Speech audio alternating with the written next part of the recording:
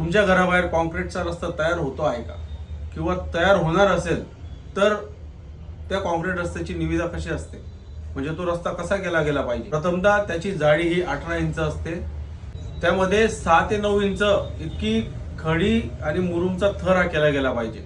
M10 मिश्रण हे 6 inch, तर M30 मिश्रण हे 6 ते 9 इंचाची थर करणे बंधनकारक आहे। M10च्या पृष्ठभागावर 150 मायक्रॉन प्लास्टिकचा कागद टाकणे हे देखील बंधनकारक आहे, जेणेकरून M3 मिश्रणाला होणारे बॉन्डिंग टाळून रस्ता टिकून राहावा आणि M30 मिश्रणानंतर गृह कटिंग करून भविष्यात तापमानामुळे होणारे नुकसान मर्यादित राहावे।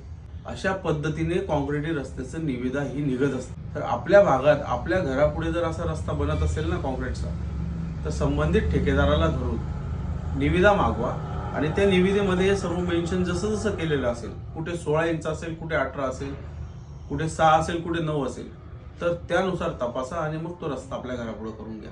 कारण भविष्यात त्याचा त्रास आपल्या परिवाराला होता कामा नये आणि आपला रस्ता हा मजबूत टिकून राहावा।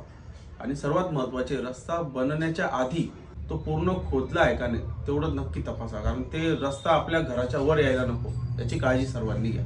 धन्यवाद। जय हिंद, जय महाराष्ट्र, जय शिवराय।